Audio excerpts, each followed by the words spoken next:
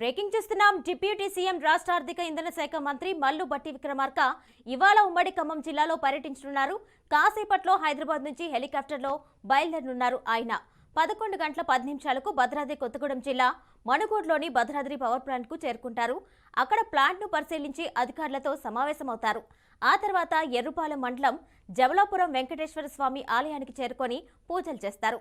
అనంతరం ఎర్రుపాలెం మండలంలో మిషన్ భగీరథ పథకంపై అధికారులతో సమీక్షిస్తారు.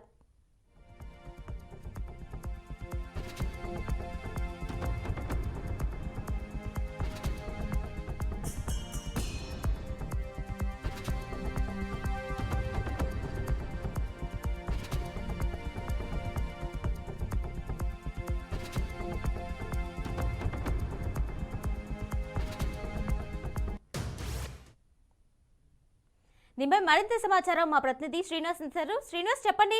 ఇప్పటికే డిప్యూటీ సీఎం రాష్ట్ర ఆర్థిక ఇంధన శాఖ మంత్రి మల్లు భట్టి విక్రమార్క ఈ రోజు అయితే పర్యటించే సందర్భంలో డీటెయిల్స్ ఇవ్వండి.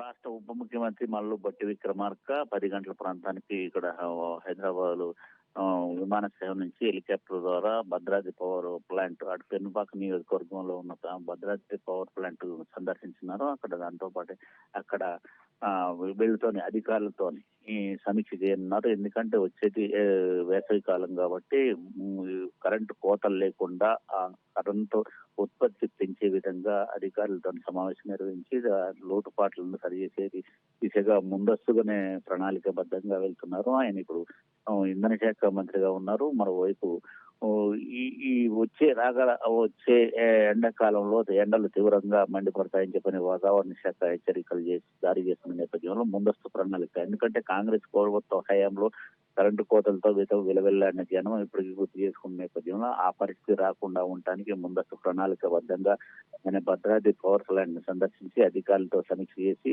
ఉత్పత్తి పెంచే విధంగా, అలాగే లోటుపాట్లు ఏమున్నాయి, దానికి ఏమైనా బడ్జెట్ కేటాయింపులు ఏమైనా చేయాలా, అలాగే సిబ్బంది లోటుపాట్లు ఏమన్నాయని తెలుసుకోవడానికి నేరుగా భద్రాద్రి పవర్ ప్లాంట్ కి వెళ్తున్నారు. ముఖ్యంగా ఆ తర్వాత ఎర్రుపాలెం మండలంలో పర్యటించున్నారు. అక్కడ సీఎం రిలీఫ్ చెక్కులు అందజేయనున్నారు. ఆ తర్వాత జమలాపురంలోని శ్రీ వెంకటేశ్వర స్వామి దేవాలయాన్ని సందర్శించి మధుర నియోజకవర్గంలో సాయంత్రం 5 గంటల ప్రాంతంలో మళ్ళీ అక్కడ ప్రైవేటు కార్యక్రమాల్లో పాల్గొని 5:45కి హైదరాబాద్ చేరుకోనున్నారు కిరణ్మయి. ఇది పూర్తిగా ఇంధన శాఖ అంటే విద్యుత్ శాఖకు సంబంధించిన సమన్వయం చేసుకుంటూ ఇబ్బందులు లేకుండా రేపు భవిష్యత్తులో ప్రభుత్వం మీద మాట రాకుండా, ప్రజల్లో మాట పోకుండా ఉండే విధంగా ఈ కార్యక్రమాలు చేపట్టినట్టుగా సమాచారం అందుతోంది కిరణ్మయి. అధికారులతో పవర్ ప్రాజెక్ట్ పై సమీక్ష సమావేశం నిర్వహించనున్నారు. ఈ నేపథ్యంలో ఏ అంశాలు చర్చించే అవకాశం ఉంటుంది?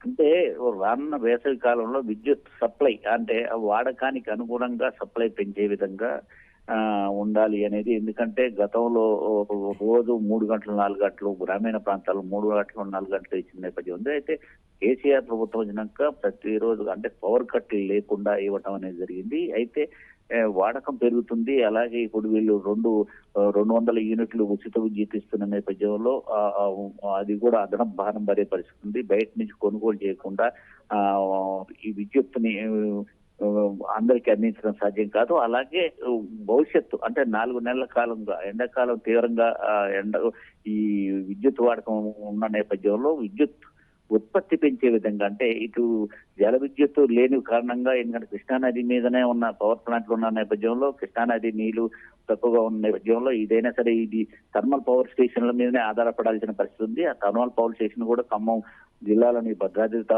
థర్మల్ పవర్ స్టేషన్ ఉంది. మరోవైపు కొత్తగూడెం థర్మల్ పవర్ స్టేషన్ 2 కూడా అక్కడే ఉన్న నేపథ్యంలో ఆ అధికారులతో తన శాఖకు సంబంధించిన కావటం అక్కడ సమీక్ష నిర్వహించి ఉత్పత్తి పెంచాలి, సాంకేతిక సమస్యలు రాకుండా, అలాగే సిబ్బంది కొరత లేకుండా చూసుకునే విధంగా ఆ పవర్ ని పూర్తి స్థాయిలో సామాన్య ప్రజలకి, అటు రైతులకు కానీ, ఇటు పారిశ్రామికవేత్తలకు కానీ కరెంటు లోటు లేకుండా చూసే విధంగా ముందస్తు ప్రణాళికబద్ధంగా ఆయన ఇక్కడ అధికారులతో సిబ్బందితో భద్రాద్రి పవర్ ప్లాంట్ పెనుపాక నియోజకవర్గంలో సమీక్ష చేయనున్నారు.